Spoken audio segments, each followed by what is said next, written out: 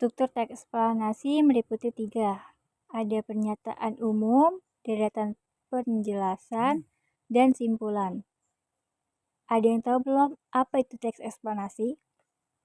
Nah, teks eksplanasi adalah sebuah teks yang berisikan tentang proses mengapa dan bagaimana kejadian alam, sosial, ilmu pengetahuan, budaya, dan lain-lainnya dapat terjadi. Suatu kejadian baik itu kejadian alam maupun kejadian sosial yang terjadi di sekitar kita selalu memiliki hubungan sebab, akibat, dan proses. Apakah kalian sudah tahu bagaimana cara melihat teks eksplanasi? Nah, ini ciri-ciri teks eksplanasi. 1. Informasi yang dimuat berdasarkan fakta atau faktual. Yang kedua, hal yang dibahas yaitu suatu fenomena yang bersifat keilmuan atau berhubungan dengan ilmu pengetahuan. Yang ketiga, sifat informatif dan tidak berusaha mempengaruhi pembaca untuk percaya terhadap hal yang dibahas. Yang keempat, fokus pada hal umum atau generik, bukan partisipasi manusia, contohnya tsunami, banjir, gempa bumi, hujan, dan lain-lainnya. Nah, di sini ada sebuah teks. Nah, apa sih pernyataan umum? Pernyataan umum itu menentukan topik atau permasalahan yang dibahas dalam teks. Nah, contohnya nih, kemajuan teknologi dan pendidikan di era globalisasi menjadi pemicu dalam pertukaran budaya di negara seluruh dunia. Nah, ini termasuk contoh pernyataan umumnya yang topik permasalahannya. Yang kita mau bahasin ini tentang teknologi dan pendidikan di era globalisasi menjadi pemicu dalam pertukaran budaya di negara seluruh dunia. Oke, sekarang kita masuk ke kalimat yang kedua. Kalimat kedua ini merupakan deretan penjelas yang berisikan pernyataan pendukungan, fakta, dan juga informasi-informasi yang mendukung topik utama. Nah, di sini ada pernyataan atau penjelasannya. Nah, kini kita dapat melihat dan mempelajari kebudayaan dari seluruh dunia hanya melalui media internet tanpa harus pergi ke luar negeri. Nah, ini termasuk penjelasan atau pernyataan untuk pendukung fakta dan juga informasi-informasi yang berada pada topiknya. Oke, kita lanjut ya. Next yang berikutnya. Nah, di paragraf terakhir ini adalah simpulan. Apa sih simpulan itu? Simpulan itu berisi hasil akhir dari uraian yang disampaikan pada bagian pernyataan umum dan juga deretan penjelasan. Nah, tadi kita udah ngejelasin, udah nyari topik permasalahannya. Habis itu lalu kita simpulin. Kita bikin ringkasan jadi perkecil. Nah, kayak gini nih contohnya. Kemajuan teknologi dan pendidikan di era globalisasi menjadi pemicu dalam pertukaran budaya di negara seluruh dunia. Kini kita dapat melihat dan mempelajari kebudayaan dari seluruh dunia hanya melalui media internet tanpa harus pergi ke luar negeri. Mudahnya, akses berpergian ke luar negeri juga bisa menjadi pemicunya. Seperti orang dari luar negeri yang datang ke Indonesia dan membawa serta kebudayaan dan kesenian dari negara asalnya. Nah, ini adalah simpulan dari pernyataan umum dan juga deretan penjelasan.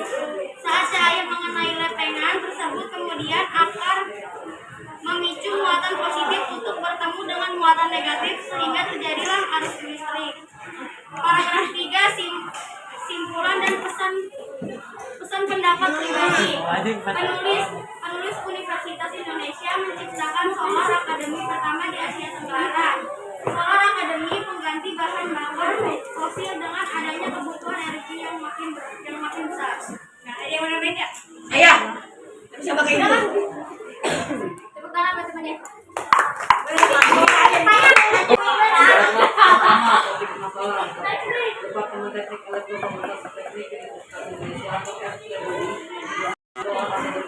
di Asia Tenggara kedua adalah jalur surya merupakan rangkaian titis terbuat dari polikon yang dapat menampung cahaya matahari menjadi ketiga simpulan jadi akan ini merupakan sudut kemudian yang diharapkan dapat menjawab permasalahan bangsa Indonesia.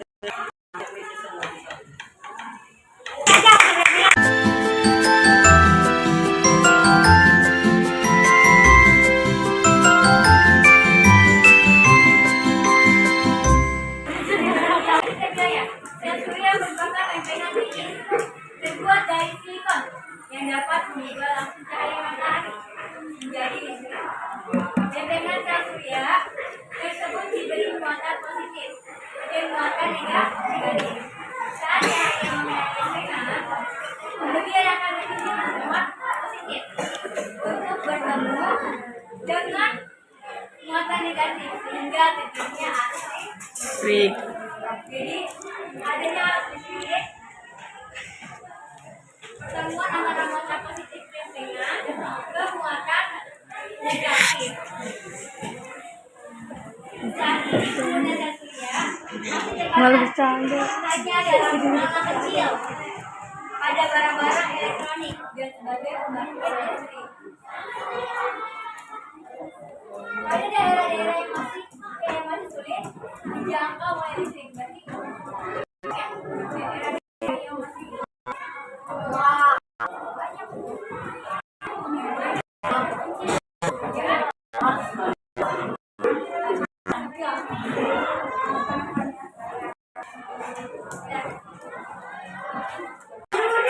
menggunakan sumber energi listrik dari sinar matahari.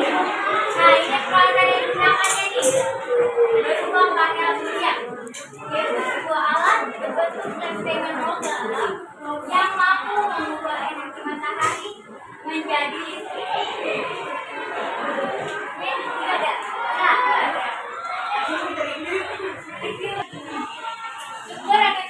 sumber energi alternatif menghasilkan energi listrik. Energi alternatif merupakan energi yang berasal dari alam, matahari ya. Keuntungannya apa? 1. Lebih ramah lingkungan. 2. Bebas polusi. Yang ketiga, sumber energinya ada di alam dan tak terbatas. Matahari juga matahari lihat. Terbatas nggak? Enggak. Seluruh dunia bisa menemukan ya? Memiliki jangka waktunya habisnya lama.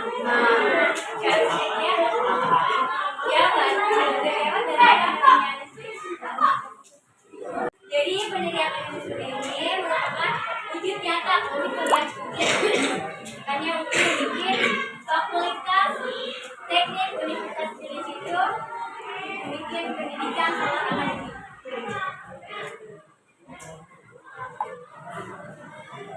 Kenapa dia bikin? Karena dia menjawab permasalahan bangsa Indonesia mengenai krisis energi.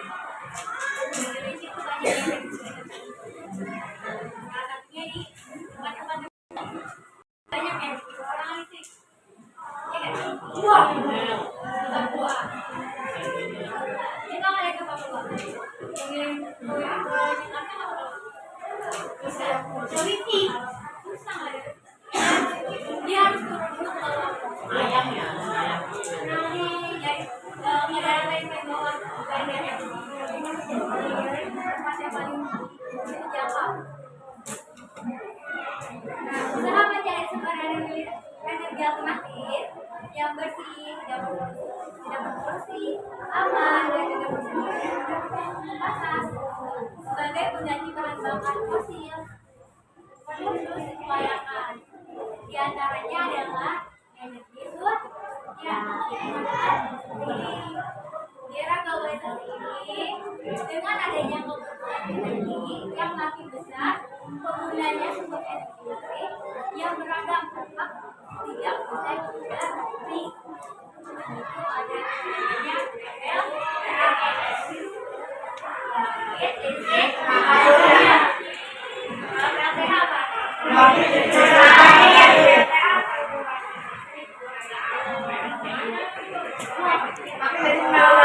RTU Pembangkit Tenaga Listrik.